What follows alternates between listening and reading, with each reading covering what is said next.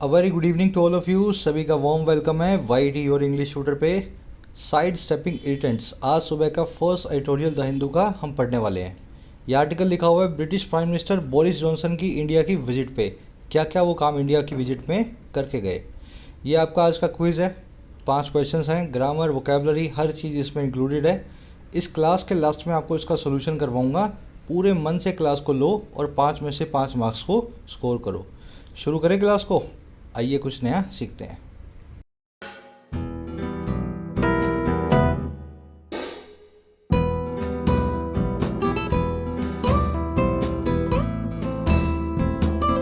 कह रहे हैं साइड स्टेपिंग इरिटेंट्स।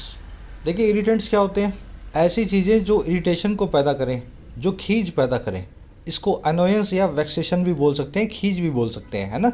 जो चीज़ें दोनों के रिश्तों में तनाव को पैदा करें इरिटेंट्स कहलाती हैं। साइड स्टेप करना क्या होता है? आप सड़क पे जा रहे हो, सड़क पे आपको कुछ पड़ा हुआ मिला, आपने क्या किया, साइड से स्टेप कर दिया, कदम जो है उसके बाजू में से रख के चले गए। साइड स्टेप करने का मतलब होता है किसी चीज़ को इवेड करना, किसी चीज़ को अवॉइड करना। इसको सरकमवेंट करना भी बोलते हैं। कह रहे दोनों ही कंट्रीज़ को साइड स्टेप करना पड़ा इरिटेंट्स को, ऐसी चीज़ों को जिससे दोनों कंट्रीज़ को खींच होती है। ब्रिटेन ने वो बातें इंडिया में आके नहीं कही जिससे इंडिया को खींच होती है, और इंडिया ने वो बातें ब्रिटेन से नहीं की जिससे ब्रिटेन को खींच होती है। साइड स्टेप कर दिया इरिटेंट्स को। आ गई बात समझ में? साइड स्टेप करना, किसी चीज़ से बच निकलना, इसको सरकमवेंट करना भी बोलते हैं। चलिए टाइटल पैराग्राफ को देखेंगे, क्या कहना चाह रहा है। कह रहा है India and the UK chose to keep the big picture in mind and work on long term goals.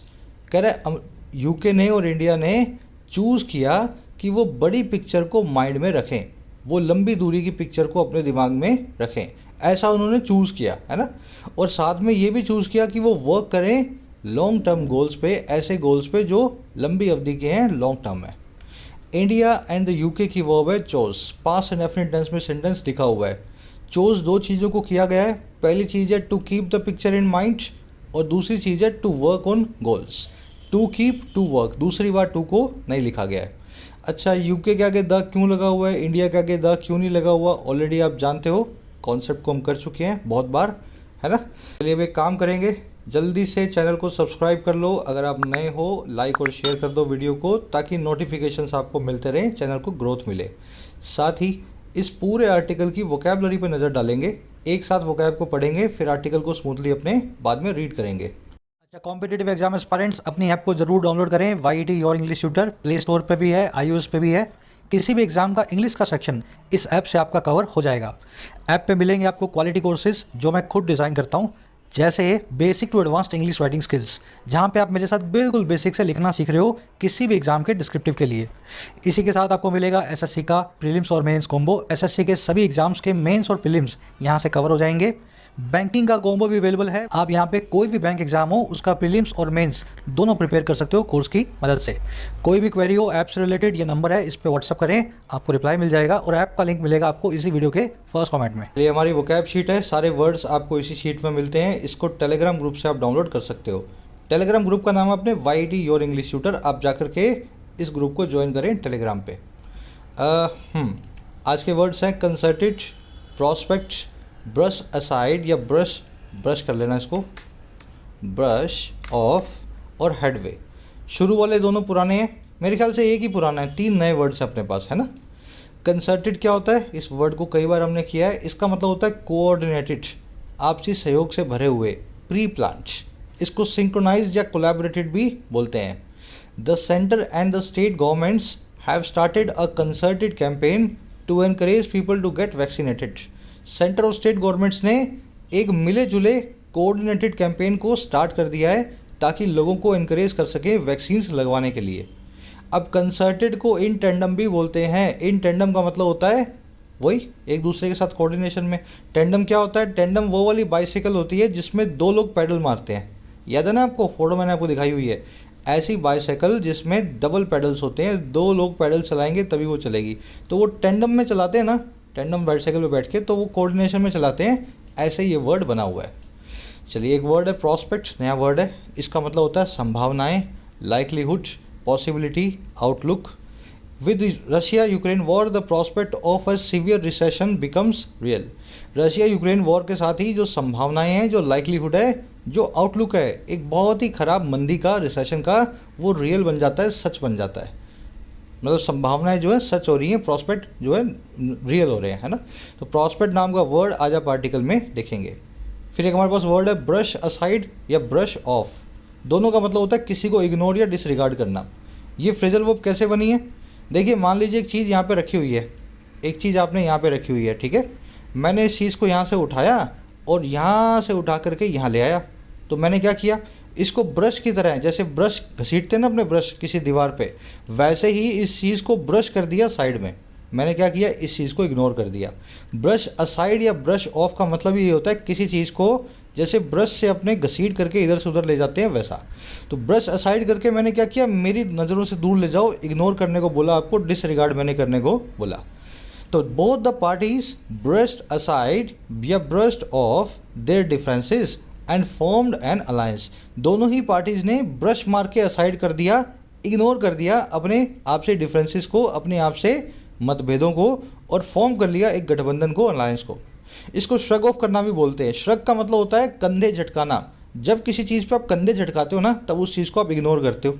Shrug का मतलब होता है कंधे झटकाना। श्रग ऑफ करना मतलब किसी चीज़ को कंधे झटका के इग्नोर कर देना। तो ऐसे बनती हैं फ्रेजल वर्ब्स। लास्ट वर्ड है हमारे पास हेड वे। एक नाउन है, कई बार करवा चुका हूँ आपको मैं।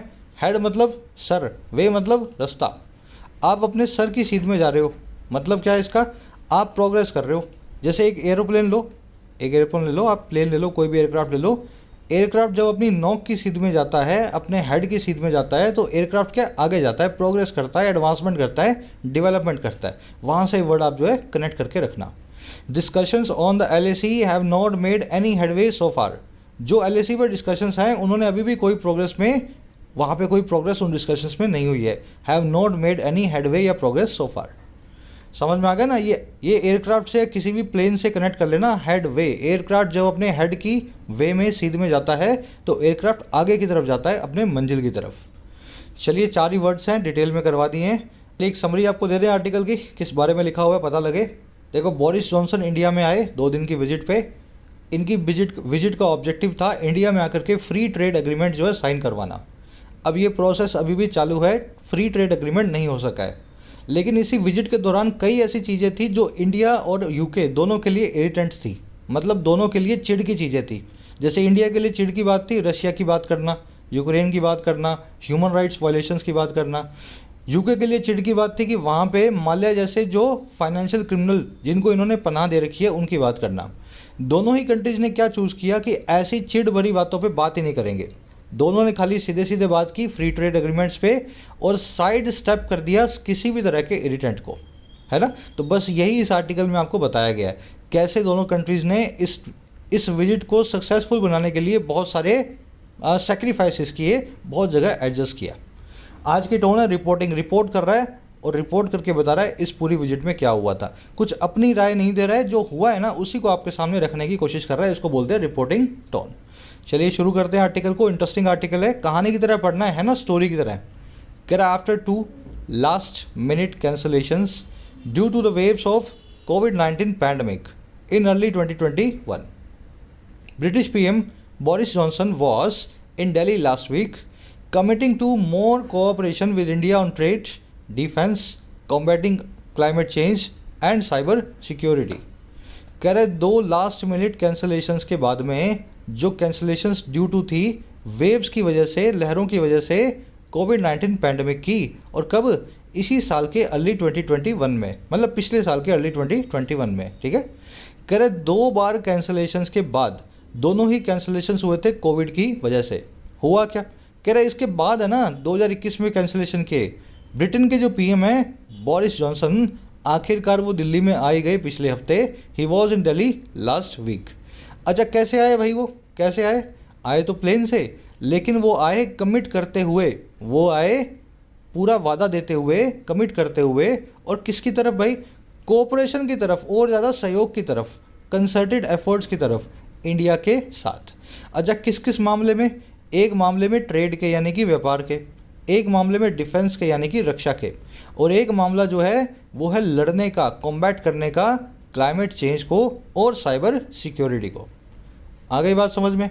तो 2 बार पिछले साल इन्होंने कैंसलेशन किया इंडिया विजिट को कोविड की वजह से। आखिरकार इस साल पिछले हफ्ते वो दिल्ली में आए गए, और जब वो आए तो उन्होंने इन सब चीज़ों पे कमिट भी किया, कमिट करते हुए आए, इन सारी चीज़ों पे अपना जो है वादा देते हुए आए।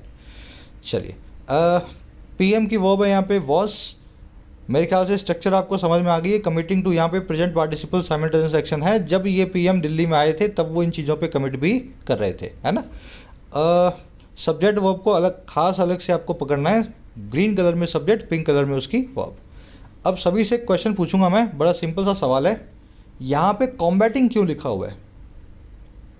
यहाँ पे ऐसा कौन सा ग्रामर रूल, कौन सा कॉन्सेप्ट लग गया जिसकी वजह से मुझे कॉम्बैट, खाली कॉम्बैट लिखने में दिक्कत आ रही है?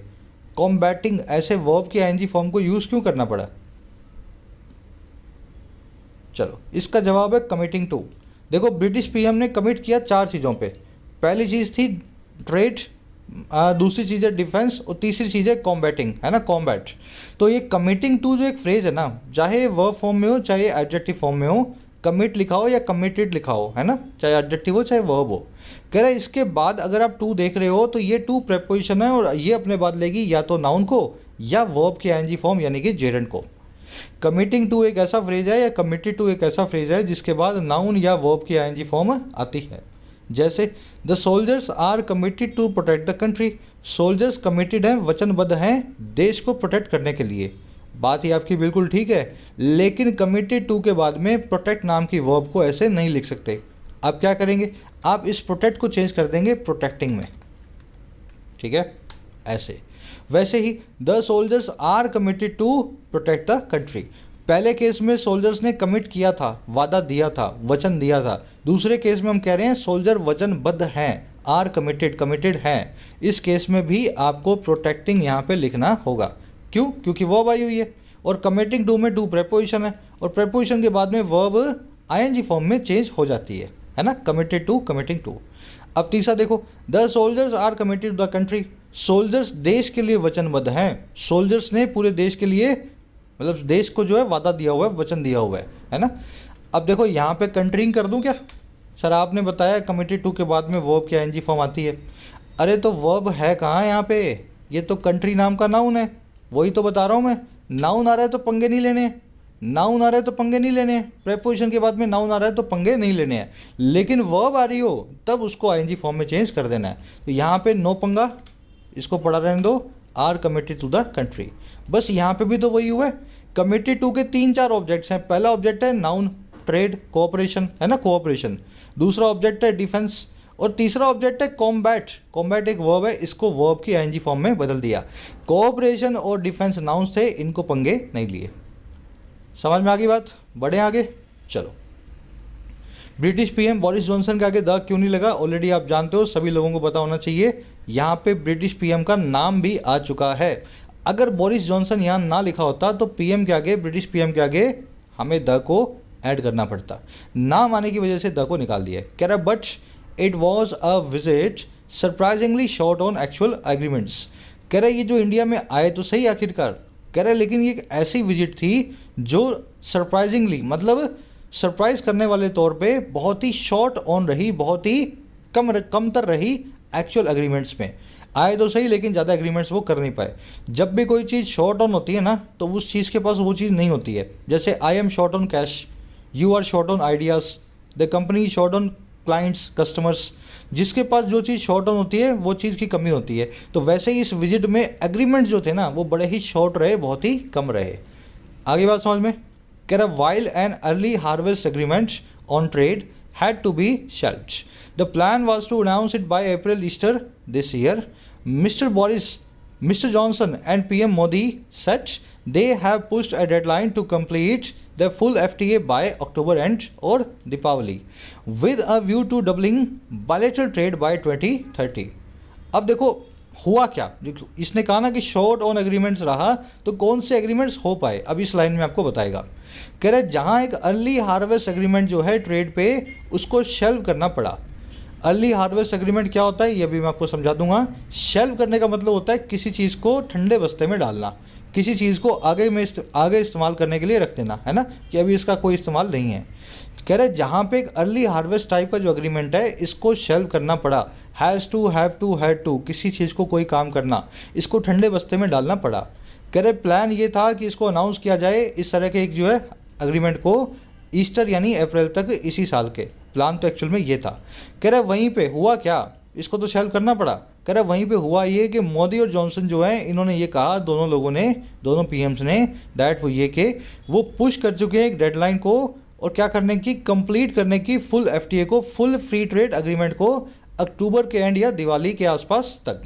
अच्छा क्यों पुश किया इन्होंने, क्यों आगे धकेला इन्होंने धकेला है इस मकसद से, विद अ व्यू टू, इस मकसद को पूरा करने के लिए जो है डबल करने का दो तरफा ट्रेड को, बायलैटरल ट्रेड को बाय 2030। तो ये हुआ एक अर्ली हार्वेस्ट एग्रीमेंट जो अप्रैल में होना था वो नहीं हो पाया। फिर दोनों ने बयान ये दिया कि मोदी साहब ने और जॉनसन साहब ने कि हमने एक डेडलाइन जो है, एक आखिरी डेट जो है उसको आगे की तरफ पुश कर दिया है दिवाली तक। दिवाली तक एक काम हम करने वाले हैं जो है एफटीए का, फुल एफटीए का, और हमारा मकसद ये है, व्यू ये है कि 2030 तक अपना जो है ट्रेड डबल कर देंगे। अब सेंटेंस की स्ट्रक्चर समझो। एग्रीमेंट की वर्ब है हैड टू बी शेल्फ्ड का मतलब है किसी चीज़ को ठंडे बस्ते में डालना पड़ा। शेल्फ क्या होती है, आपकी किचन में शेल्फ्स होती है ना, शेल्फ पे क्या रखते हो, सामान रखते हो। जो सामान शेल्फ पे आपने रख दिया है उसकी ज़रूरत आपको आज नहीं है, अगर ज़रूरत है तो आप उसको यूज़ करोगे। तो शेल्फ करने का मतलब ही होता है किसी चीज़ को ज़रूरत ना होने की वजह से आगे के लिए संभाल के रख देना। वैसे इस एग्रीमेंट को भी संभाल करके आगे के लिए रख दिया गया। प्लान की वर्ब है वॉस, जॉनसन और पीएम की वर्ब है सेड, दे की वर्ब है have pushed. They of course दोनों के लिए आया है, जॉनसन और मोदी साहब के लिए। अब देखो विद अ व्यू टू के बाद में वर्ब की आईएनजी फॉर्म आ रही है, जैसे कमिटिंग टू के बाद में वर्ब की आईएनजी फॉर्म आ रही थी। तो ये जो कॉन्सेप्ट आपने सीखा है यहाँ पे, वही कॉन्सेप्ट यहाँ भी लगेगा। मैं सारे ऐसे फ्रेजेज आपको दिखा देता हूँ जिसमें टू के बाद में वर्ब की आईएनजी फॉर्म आती है। सारे फ्रेजेज हैं आपके ये वाले, ठीक है, ये वाले। इनकी लिस्ट का एक स्क्रीनशॉट ले लो, इसमें कमिट टू भी मिलेगा, विद अ व्यू टू भी मिलेगा, व्हेन इट कम्स टू भी मिलेगा। सभी फ्रेजेस के बाद में लाजमी या तो आप यूज़ करेंगे नाउन को और या फिर यूज़ करेंगे वर्ब की आईएनजी फॉर्म को। Lead to, habitual to, looking forward to, as a means to, prior to, hostile to, amount to, attach to, different to. ठीक है, चलो आज के क्विज में यूज़ करने वाले हैं इन सारे कॉन्सेप्ट्स को। बस इतना याद रख लो ना, जिस टू के बाद में नाउन आ जाए, जिस टू के बाद में नाउन आ जाए वो टू अपने बाद जीरेंड लेता है। जैसे this will lead you to success, to के बाद में सक्सेस आ रहा है ना, लीड यू टू सक्सेस, तो टू के बाद में सक्सेस आ रहा है तो टू के बाद में जीरेंड ही आएगा, वर्ब की फर्स्ट फॉर्म नहीं आ सकती। I am on the path to my home, मैं घर के पाथ पे हूँ, घर के रास्ते पे हूँ। टू के बाद में होम नाम का नाउन आ रहा है तो अपने आप ही समझ लो ये टू के बाद में जीरेंड आएगा, है ना। कोई भी ले लो ना, इनमें टू के बाद में आपको, जैसे दिस प्रोजेक्ट इज़ की टू और कंपनी, ये प्रोजेक्ट हमारी कंपनी के लिए बड़ा की है, महत्वपूर्ण है। टू के बाद में नाउन आ रहा है तो इसके बाद में अपने आप ही वर्ब की आईएनजी फॉर्म आएगी। तो इनकी निशानी ये है, अगर आपको याद करना हो ना, समझना हो, तो टू के बाद में नाउन फिट बैठता है इन्हीं सारी फ्रेजेस के ऊपर।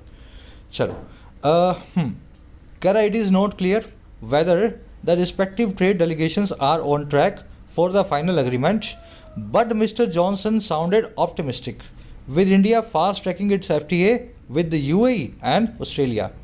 कह रहा है ये चीज़ अभी भी साफ नहीं है, ये चीज़ अभी भी सही नहीं है, वेदर हाँ या ना, कि जो रिस्पेक्टिव ट्रेड डेलीगेशंस हैं दोनों ही कंट्रीज़ के, जो ट्रेड के मतलब बड़े बड़े जो प्रतिनिधि दल हैं, डेलीगेशन मतलब प्रतिनिधि दल, रिप्रेजेंटेटिव ग्रुप, और रिस्पेक्टिव का मतलब है हमारा और यूके का, दोनों की बात हम यहाँ पे कर रहे हैं। कह रहा अभी ये बात बिल्कुल भी साफ नहीं है कि जो अनाउंसमेंट हुई है उसके ऊपर दोनों ही कंट्रीज़ के रिस्पेक्टिव जो रिप्रेजेंटेटिव ग्रुप्स हैं वो ऑन ट्रैक है या नहीं, वो सही रास्ते पे है या नहीं, फाइनल एग्रीमेंट के लिए हाँ या ना। हो सकता है बाद में जाके बोल दें भाई फाइनल अभी अक्टूबर में नहीं होगा, अगले साल करेंगे। कह रहा अभी भी हमें साफ नहीं है। कह रहा लेकिन मिस्टर जॉनसन जो है ना वो बहुत ही ऑप्टिमिस्टिक साउंड हुए, बहुत ही ज़्यादा आशावादी उनको देख करके लगा, है ना, उनकी बातें सुन करके लगा। और कैसे लगा भाई, इंडिया के फास्ट ट्रैक करने के साथ ही, फास्ट ट्रैक करना मतलब किसी चीज़ को तेज़ी से खींचना, इंडिया के तेज़ी से खींच लेने के साथ ही अपने एफटीएस को, एक तो था यूएई के साथ में और एक ऑस्ट्रेलिया के साथ में। तो इंडिया तो अपने एफटीए लगातार किए जा रहा है, लगातार ऑस्ट्रेलिया के साथ में कर लिया, यूएई के साथ में कर लिया, इजराइल के साथ में करने वाला है ना। तो इन सब चीज़ों को देख करके जॉनसन साहब बड़े ही ऑप्टिमिस्टिक लग रहे थे। उनको लग रहा था हमारे साथ भी इंडिया बहुत जल्दी फ्री ट्रेड एग्रीमेंट कर लेगा। अब ये फ्री ट्रेड एग्रीमेंट क्या होता है? दोनों कंट्रीज आपस में बिना किसी जो है टैरिफ के, बिना किसी कर के एक दूसरे के सामान को एक्सपोर्ट या इंपोर्ट करती हैं, है ना, जिससे हमारे इंपोर्टर्स एक्सपोर्टर्स को फायदा होता है। इसी को बोलते हैं फ्री ट्रेड एग्रीमेंट। और इसी की एक फॉर्म होती है अर्ली हार्वेस्ट एग्रीमेंट। ये क्या होता है? आप किसी चीज़ की शुरुआत करते हो ना, बेसिक्स वार्म अप करते हो एक्सरसाइज से पहले, तो फ्री ट्रेड एग्रीमेंट्स को अचानक से लाने से पहले अर्ली हार्वेस्ट किया जाता है ना, एक एक्सरसाइज से की जाती है। तो एक थोड़ा सा वार्म अप अग्रीमेंट होता है फ्री ट्रेड एग्रीमेंट का, एक छोटा सा पार्ट होता है अर्ली हार्वेस्ट एग्रीमेंट। तो पहले ये वार्म अप अग्रीमेंट ही करने वाले थे, अब सीधे ही एफटीए करेंगे जो है अक्टूबर के अंदर। अर्ली हार्वेस्ट आप समझ गए ना। चलो इस सेंटेंस की स्ट्रक्चर आपने देख ली है। इट की वर्ब है इज, डेलीगेशंस की वर्ब है आर, जॉनसन्स की वर्ब है साउंडेड। ऑन ट्रैक होना मतलब सही रास्ते पे होना, फास्ट ट्रैक करना मतलब किसी चीज़ को तेज़ी से खींचना। ऑस्ट्रेलिया के आगे द नहीं आएगा, इंडिया के आगे द नहीं आएगा, लेकिन यूएई के आगे द आता है, यूके के आगे द आता है, नेदरलैंड्स के आगे द आता है। तो ये कॉन्सेप्ट आप जानते हो किन कंट्रीज़ के आगे जो आपको द लगाना चाहिए। चलो अब एक सवाल आपसे यहाँ पूछ लेता हूँ मैं। ऑप्टिमिस्टिक इसके लिए एक वन वर्ड होता है, एक्सट्रीमली ऑप्टिमिस्टिक के लिए। ऐसा आदमी जो निराशा में भी आशा की बात करे, सब कुछ लुट जाए, सब कुछ खत्म हो जाए, लेकिन उस आदमी की आशा ना टूटे, ऐसे ऑप्टिमिस्टिक आदमी को क्या कहते हैं? चलो ये बहुत ही अच्छा ट्रेट है, इतना ज़्यादा ऑप्टिमिस्टिक होना, इसको बोलते हैं सैंग्विन। आपने वर्ड सीखा हुआ ना मेरे साथ, सैंग्विन। सैंग्विन का मतलब है निराशा में भी आशा के भाव रखने वाला आदमी, बहुत ही ज़्यादा ऑप्टिमिस्टिक, सैंग्विन। चलो आगे बढ़ते हैं। कह रहा of concern of the UK is the lifting of Indian tariffs on Scotch whisky which might make some headway as India has accepted lower tariffs on Australian wine and the UK seems more flexible in increasing visa to Indian professionals. तो सबसे बड़ा जो इनकी ख्वाहिश है UK की, सबसे ज़्यादा कंसर्न की बात जो है यूके के लिए, of concern to the UK, वो क्या है? वो है लिफ्टिंग का, हटाए जाने का इंडिया के टैरिफ्स को, इंडिया के टैक्सेस को। और किस पे? स्कॉच विस्की पे। स्कॉटलैंड से जो यूके का पार्ट है उसकी जो विस्की आती है, स्कॉच विस्की, इंडिया में बड़ी मशहूर है इनका। कह रहा है कौन सी चीज़ है ये? कह रहा है ये एक ऐसी चीज़ है जो मेक कर सकती है कुछ हेडवे को, थोड़ी सी प्रोग्रेस को। हेडवे आप जानते हो ना, प्रोग्रेस। कह रहा है कैसे? कह रहा है जैसे इंडिया ने एक्सेप्ट कर लिया है कम टैरिफ को, लोअर टैरिफ्स को ऑस्ट्रेलिया की वाइन पे, और जो यूके है वो दिखाई देता है और ज़्यादा फ्लेक्सिबल, और किस में? इंक्रीज़ करने में वीज़ास को इंडिया के प्रोफेशनल्स के लिए। तो सबसे बड़ा कंसर्न यूके के लिए यही है, सबसे ज़्यादा इंपॉर्टेंट यही है कि कैसे भी करके हमारी स्कॉच विस्की से इंडिया के ऊपर से टैरिफ्स हटवा दें, हमारी स्कॉच विस्की इंडिया में मुफ्त जो है बिना टैरिफ के मिलने लगे, खूब जो इंडियन भर भर के इस विस्की को पिएं। और ये इसके लिए इतने ऑप्टिमिस्टिक इसीलिए हैं क्योंकि इन्होंने देखा कि हमने ऑस्ट्रेलियन वाइन के साथ भी ऐसा ही किया, और यूके ने हमें वीज़ा देने का बहुत सारा प्रॉमिस किया है कि इंडियन प्रोफेशनल्स को मैं दूंगा। सेंटेंस की स्ट्रक्चर क्या? लिफ्टिंग की वर्ब है इज, विच की वर्ब है माइट टेक, इंडिया की वर्ब है हैज़ एक्सेप्टेड, यूके की वर्ब है सीम्स। यहाँ पे हेल्पिंग वर्ब के मतलब मेन वर्ब के बाद में सब्जेक्ट क्यों रखा हुआ है? प्रेपोजिशन से सेंटेंस को शुरू किया गया है। ये सेंटेंस ऐसा भी बन सकता था, the lifting of tariffs on Indian whisky is of concern to the UK. ये सेंटेंस ऐसा भी बन सकता था, लेकिन उस केस में क्या होता? सब्जेक्ट बहुत बड़ा बन जाता, the lifting of tariff on Scotch whisky, फिर आती वर्ब। तो बनाने में बन सकता था, लेकिन जब भी सब्जेक्ट लंबा होता है तो हम प्रेपोजिशन को पहले ले आते हैं, यानी सब्जेक्ट कॉम्प्लीमेंट को। तो यहाँ हमने लिख दिया of concern to the UK is the lifting. इसको बोलते हैं सेंटेंस को इन्वर्ट करना, ठीक है। हेड वे आप जानते हैं, हेड की तरफ में वे यानी कि एडवांसमेंट यानी कि प्रोग्रेस। चलिए कह रहा both prime ministers discussed strengthening defence ties and cooperating strategically in the Indo Pacific. दोनों ही पीएम्स ने डिस्कस किया और क्या काम को? मजबूत करने को, स्ट्रेंथन करने को डिफेंस के टाइज को, रक्षा के रिश्तों को, और कोऑपरेट करने को स्ट्रेटेजिकली इंडो पैसिफिक नाम के इस एरिया के अंदर। दोनों पीएम्स की वर्ब है डिस्कस्ड। स्ट्रेंथन करना मतलब मजबूत करना। इंडो पैसिफिक के आगे द क्यों लगाए, सब लोग मुझे बताएंगे। ऑलरेडी ये कॉन्सेप्ट कई बार हो चुका है, क्लासेस में आप रेगुलर हो। क्यों हम इंडो पैसिफिक, क्यों हम the west, the east, the Pacific, the LAC, the अलोसुई, ऐसे जो सब लोकेशंस हैं इनके आगे द क्यों लगाते हैं ना, इंडो पैसिफिक के आगे द क्यों लगाया है। चलो एक कॉन्सेप्ट करवा दें आपको यहाँ पे। पहले एक काम करता हूँ, ये पहले वाला पूरा पैराग्राफ पूरा कर लेते हैं, फिर उस कॉन्सेप्ट को देखेंगे, ठीक है। ये कॉन्सेप्ट आएगा यहाँ पे, है ना, अभी करेंगे। कह the two leaders also discussed green technology transfers and international climate finance, although India has yet to commit in writing to the nationally determined contributions that Mr. Modi had described at COP या Conference of Party 26 in Glasgow last year। कह रहे दोनों ही leaders ने discuss किया green technology transverse को। Green technology transverse क्या होते हैं भाई? ग्रीन टेक्नोलॉजी मतलब renewable technology, solar power, wind power, thermal power, thermal नहीं सोलर और विंड, है ना, न्यूक्लियर पावर। कह रहे दोनों ही कंट्रीज़ ने ऐसी जो रिन्यूएबल पावर है, जो ग्रीन पावर है, जो हरी पावर है, उसकी जो टेक्नोलॉजी ट्रांसफ़र है और इंटरनेशनल क्लाइमेट फाइनेंस है, इन दोनों चीज़ों को इन्होंने डिस्कस किया, इन पे इन्होंने बातचीत की। कह रहा हालांकि इंडिया अभी भी बाकी है, India has yet to commit, India को कमिट करना अभी भी बाकी है राइटिंग के अंदर नेशनली डिटर्मिन्ड कॉन्ट्रीब्यूशंस के ऊपर, ऐसे कॉन्ट्रीब्यूशन जो हमने नेशनली डिटर्मिन किए हैं, और वो कॉन्ट्रीब्यूशंस हैं दैट जिनको मोदी साहब ने डिस्क्राइब किया था COP COP26 की मीटिंग में ग्लासगो के अंदर, जो लास्ट ईयर हुई थी।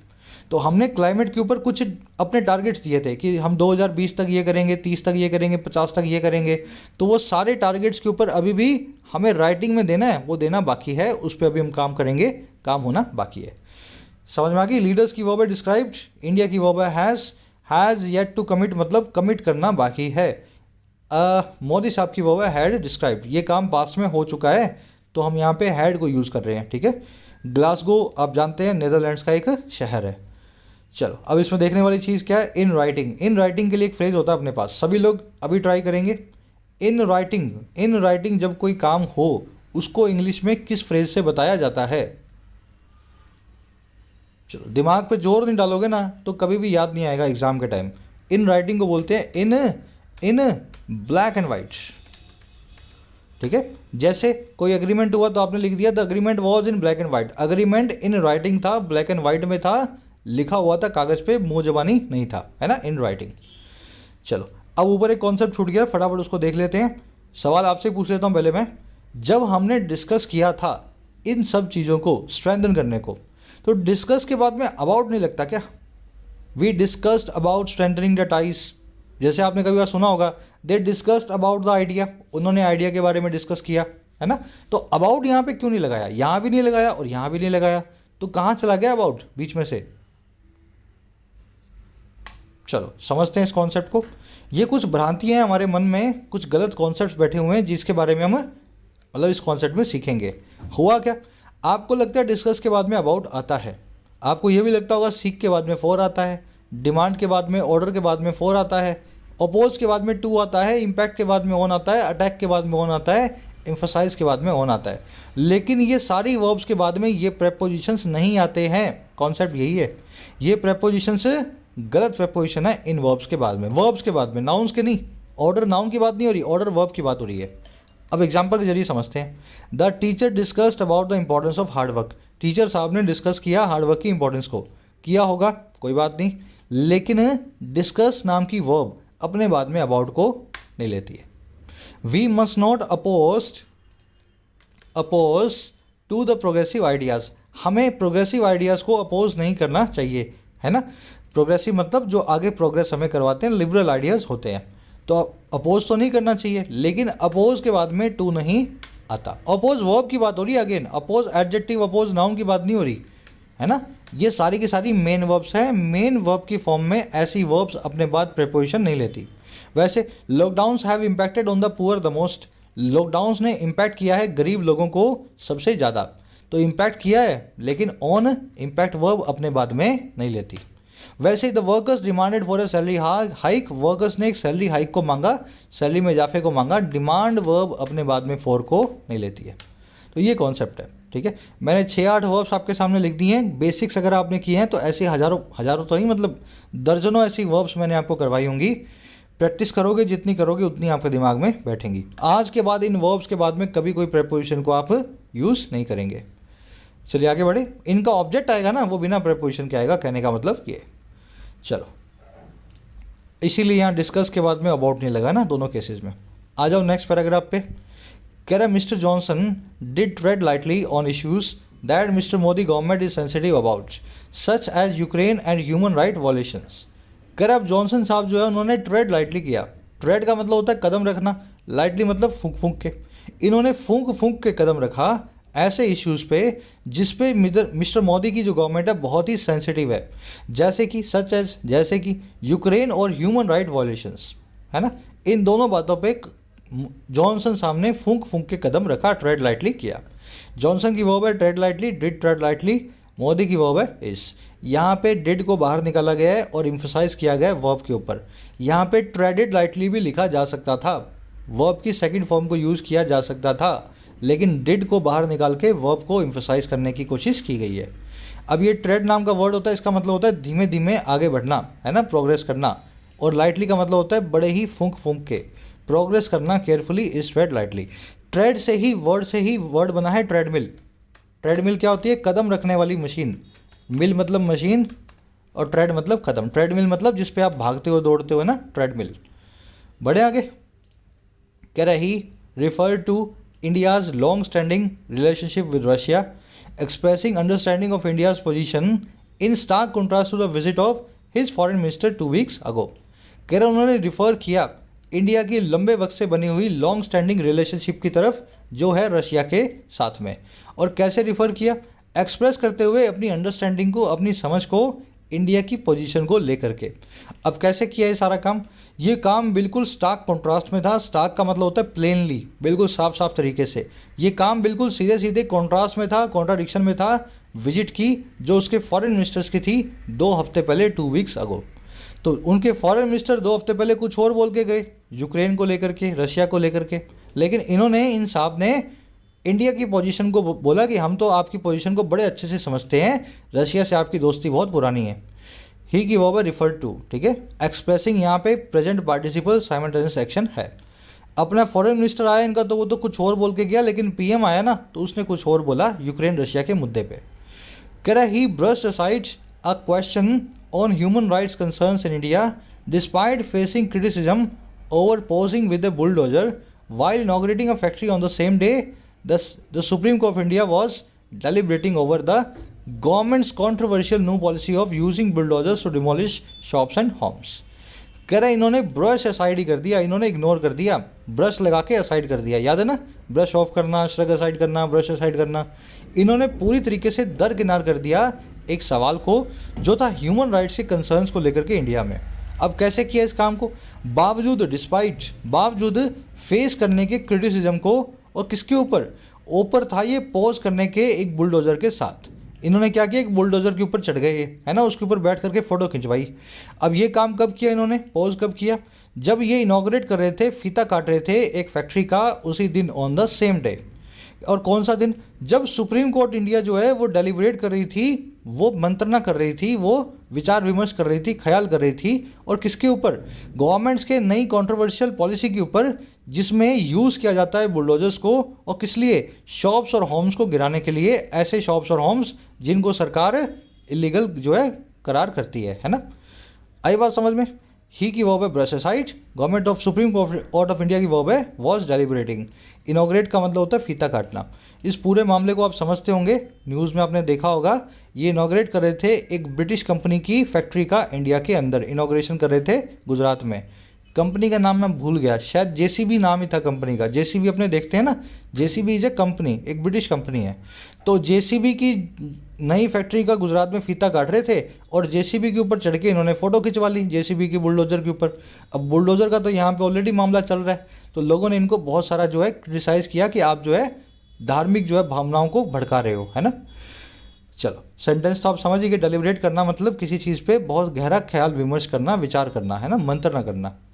कह रहा है a sub group is to be setup to study extremism inside India and the UK, which Mr. Johnson suggested would be used to monitor Khalistani groups as New Delhi desires, but has a broader mandate to counter all groups and individuals seeking to incite violence, violent extremism and terrorism. एक और काम इन दोनों ने मिलकर के किया है, दोनों ही कंट्रीज़ ने। एक सब ग्रुप जो है वो अभी भी सेटअप होना बाकी है, इज़ टू बी सेटअप, उसको सेटअप किया जाएगा। है ना। is2 m2 r2 किसी काम को अभी करना बाकी है। कह रहा है एक सब ग्रुप जो है इसको सेटअप किया जाएगा, इसको इस्टेब्लिश किया जाएगा, इसकी नींव रखी जाएगी जो स्टडी करेगा आतंकवाद को, एक्सट्रीमिज्म को। एक्सट्रीमिज्म यही होता है, फैनेटिसिज्म, जिंगोइज्म, रेडिकलिज्म, मार दूंगा, काट दूंगा, ये कर दूंगा, वो कर दूंगा, है ना। तो कह रहा है इन सब गलत चीज़ों को स्टडी करने के लिए सिस्टमैटिकली एक सब ग्रुप को भी बनाना जो है बाकी है। सब ग्रुप मतलब छोटा ग्रुप। और ये सारी चीज़ें कहाँ पे भाई, ये सारी चीज़ें इंडिया में और यूके में। Extremism in India and UK, जिसको मिस्टर जॉनसन ने कहा, विच मिस्टर जॉनसन सजेस्टेड, उन्होंने सजेस्ट किया कि इस्तेमाल में करेंगे हम यूज़ करने के लिए, मॉनिटर करने के लिए खालिस्तानी ग्रुप्स को, जैसा कि नई दिल्ली चाहता भी है, as the New Delhi desires.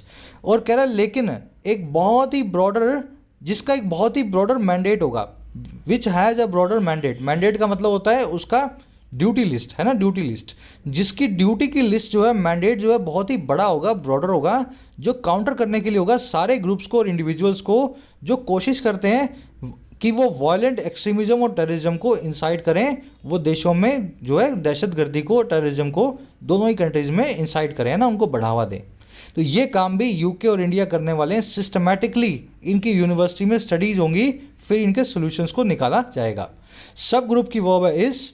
अच्छा, एक्सट्रीमिज्म मैंने आपको बता दिया, टेररिज्म, फैनेटिसिज्म, रेडिकलिज्म। विच की वर्ब है वुड बी यूज्ड। विच की दूसरी वर्ब है विच हैज़।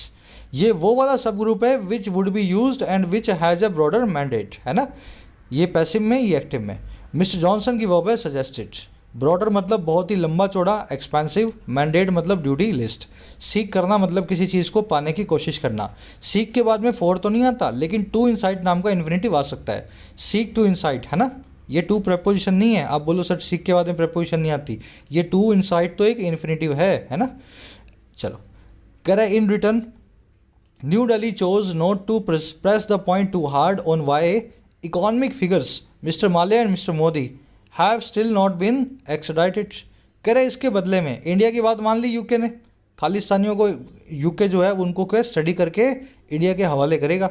इंडिया की बात मानी तो बदले के अंदर इन रिटर्न नई दिल्ली ने चोज किया, उन्होंने इस चीज़ को माना, उन्होंने इस चीज़ का चुनाव किया कि वो नहीं प्रेस करेंगे इस पॉइंट को, वो नहीं दबाव देंगे इस मुद्दे को बहुत ज़्यादा टू हार्ड।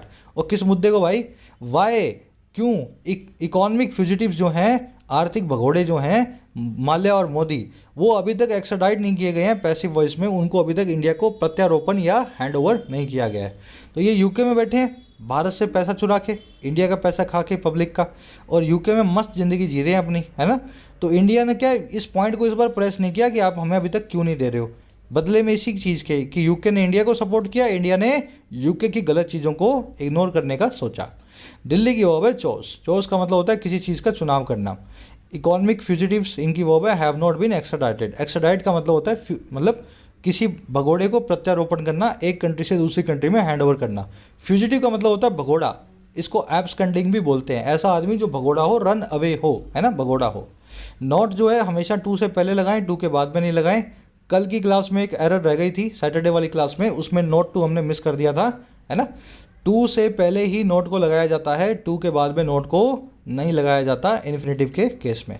तो वो सैटरडे वाली क्लास में एक एरर थी, वो रह गई थी, उसको ऐड कर लेना नोट टू वाली। कह रहा है however while sidestepping irritants in the relationship can increase the prospects for agreements, it cannot replace the actual work and elbow grease needed to give ties some momentum after years of status। अब बता रहा है ठीक है आपने adjustment की, लेकिन long term picture क्या है। कह रहा है हाउएवर हालांकि साइड स्टेप करने का जो काम है, अवॉइड करने का काम है, एक दूसरे की खींचों को, इरिटेंट्स को एक रिश्ते में, रिलेशनशिप में, वो इंक्रीज तो कर सकता है, बढ़ा तो सकता है प्रॉस्पेक्ट्स को, लाइकलीहुड को, संभावनाओं को एग्रीमेंट्स के लिए। कह रहा है ये रिप्लेस नहीं कर सकता एक्चुअल वर्क को और एल्बो ग्रीस को। एक्चुअल वर्क को और एक्चुअल एल्बो ग्रीस क्या होती है, हार्ड वर्क, फिजिकल एफर्ट। ये कैसे बना है वर्ड मैं अभी आपको समझा दूंगा।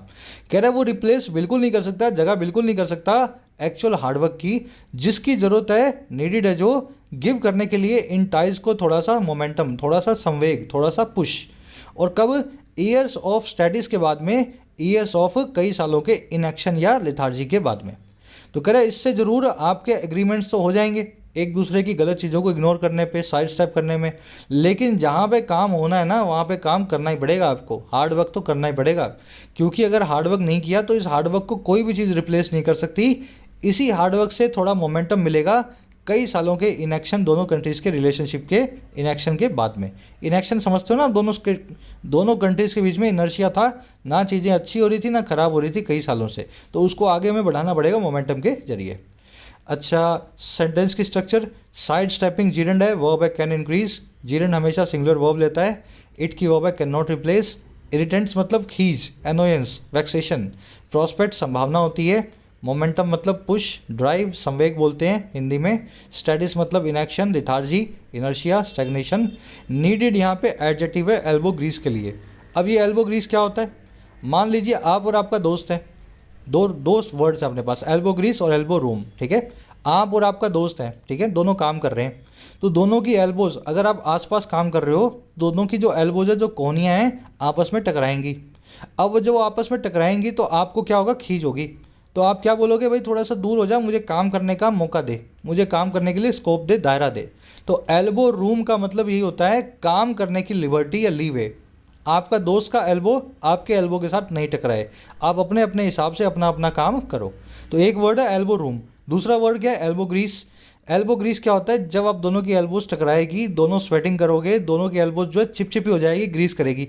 अब किसी को देख के पता लग जाएगा कि दोनों बहुत घंटों से काम कर रहे हैं, दोनों की एल्बोज टकरा रही हैं, इसलिए एल्बो ग्रीस हम देख रहे हैं। तो एल्बो ग्रीस का मतलब ही होता है sweat and tears, labour and physical efforts. आगे बात समझ में? तो एल्बो रूम और एल्बो ग्रीस दोनों वर्ड्स ऐसे बने हैं, याद रहेंगे, कहानी के जरिए आपको बता दिया है ना। कह रहे both Delhi and London must ensure more concerted efforts to bring those agreements to a finale in the near future to reach their ambitious goals under Roadmap 2030 agreed to at the last summit in 2021। कह रहा नई दिल्ली और London दोनों को ensure करना पड़ेगा, UK और India को, और ज़्यादा कंसर्टेड और ज़्यादा कोऑपरेशन वाले एफर्ट्स को, ताकि किया जा सके, लाया जा सके इन एग्रीमेंट्स को एक फिनाले तक, एक समझ गए ना, फाइनल जो है मुकाम तक, वो कहाँ पे? नियर फ्यूचर के अंदर। तो दोनों को इंश्योर करना पड़ेगा अच्छे एफर्ट्स के साथ में। और क्यों? रीच करने के लिए उनके बड़े बड़े महत्वाकांक्षी गोल्स तक, एम्बिशियस गोल्स तक, जो है रोड मैप 2030 नाम के प्रोग्राम के अंडर में। और जो अग्रीड टू हैं पिछली लास्ट समिट में 2021 के अंदर। तो 2021 में जो बड़े बड़े गोल्स इन्होंने बनाए थे रोड मैप 2030 इस वर्चुअल कॉन्फ्रेंस के अंदर, है ना, वहाँ पे बड़े बड़े गोल्स को रीच करने के लिए। रीच एक ऐसी वर्ब है, अपने बाद में कोई प्रेपोजिशन नहीं लेगी। अगर आप कहीं पहुँचने की बात कर रहे हो, reach the goals, reach the destination, है ना, सीधे रीच वर्ब को यूज़ किया जाता है without preposition. London and Delhi की वर्ब है मस्ट एंश्योर। एंश्योर का मतलब होता है पक्का करना। कंसर्टेड मतलब मिला जुला, सिंक्रोनाइज, कोऑर्डिनेटेड, कोलैबोरेटेड। इसके लिए एक अच्छी एडवर्ब है या एडजेक्टिव है इन टैंडम। चलिए, आर्टिकल यहीं फिनिश हुआ। पूरी कहानी की तरह आपने समझ लिया है कैसे वो इंडिया में आए थे, कैसे चीज़ों को साइड स्टेप किया और आगे उनको जो है क्या करना चाहिए। अपना क्विज़ है आज का, बहुत ही आसान क्विज़ है। आज मुझे ऑफिस जाना है, जल्दी जाना है, इसलिए क्विज़ को मैंने ईजी बनाया है, ठीक है। Elbow grease, elbow room already आप देख चुके हो। सही वन वर्ड का सही मीनिंग आप निकाल लोगे। और जिससे नहीं निकले, go to the first comment under the video. First comment में आपको मिल जाएगा आंसर। सेकंड क्वेश्चन है कंसर्टेड, कई बार करवा चुका हूँ इस आर्टिकल में। कंसर्टेड का सिनोनिम आपको निकाल करके बताना है, ठीक है। फर्स्ट और सेकंड तो बहुत ही ईजी है। अब आ जाओ थर्ड पे। थर्ड और भी ज़्यादा ईजी है। डिस्कस नाम की वर्ब कैसे यूज़ होती है। इसके बाद मैंने आपको कौन सी प्रीपोजिशन बताई थी डिस्कस के बाद में जो हमेशा यूज़ करनी है, ठीक है। एक ऐसा काम कर लो ना, यहाँ पे नो प्रीपोजिशन भी लिख देता हूँ। आपको लगे कोई यूज़ करनी है तो वो यूज़ कर लेना, और अगर लगे कोई यूज़ नहीं होगी तो नो प्रीपोजिशन लगा देना, ठीक है। डिस्कस नाम की वर्ब के बाद में। थर्ड हो गया। फोर्थ के अंदर आपको करना है एज अ मीन्स टू। इस फ्रेज के बाद में वर्ब की आईएनजी फॉर्म यूज़ होगी या वर्ब की फर्स्ट फॉर्म यूज़ होगी, और कौन सी सही वर्ब आपको यूज़ करनी है वो भी आपको देखना पड़ेगा। आईएनजी तो इसकी भी आ रही है और इसकी भी आ रही है, सही मीनिंग वाली आईएनजी यूज़ करनी है, और वैसे ही सही मीनिंग वाली बेस फॉर्म यूज़ करनी है। टू के बाद में आपको जो है कॉन्सेप्ट मैंने सिखा दिया है। अब ये सारे फ्रेज आपके सामने हैं, सारे के सारे फ्रेजेस, इनके बाद में कैसे आपको किस टाइप की वर्ब यूज़ करनी होती है, ठीक है। एज अ मीन्स टू इसमें आपको मिल जाएगा। चलो, एज अ मीन्स टू का मतलब होता है इस मकसद से, इस उपाय से, है ना, मीन्स से, इस जरिए। लास्ट में आपसे पूछा हुआ है रीजन के आगे किसके आगे द लगेगा, किसके आगे द नहीं लगेगा। ऑलरेडी आप जानते हो कौन सी जोग्राफिकल लोकेशन अपने आगे द लेती हैं या नहीं लेती हैं, लास्ट वाले में आपको डालना है। पांचों ही क्वेश्चंस के आंसर्स इसी वीडियो के फर्स्ट कमेंट में रखे हुए हैं, जाकर के आंसर से मेरे आंसर को मैच करें। आउट ऑफ 5 कितने मार्क्स मिले ज़रूर से बताना। चलिए, कोर्सेज से रिलेटेड कोई भी क्वेरी हो, ये नंबर है, आप इन पे व्हाट्सअप कर सकते हैं। राइडिंग स्किल्स का, एसएससी का, बैंकिंग का, हर कॉम्बो अपनी ऐप पे अफोर्डेबल प्राइसेस में अवेलेबल है इंग्लिश के सेक्शन के लिए, ठीक है। चलिए, कोई भी क्वेरी हो, ये नंबर्स हैं। मुलाकात होगी नेक्स्ट सेशन में। एक लाइक और एक शेयर जरूर से दें। Until then, signing out.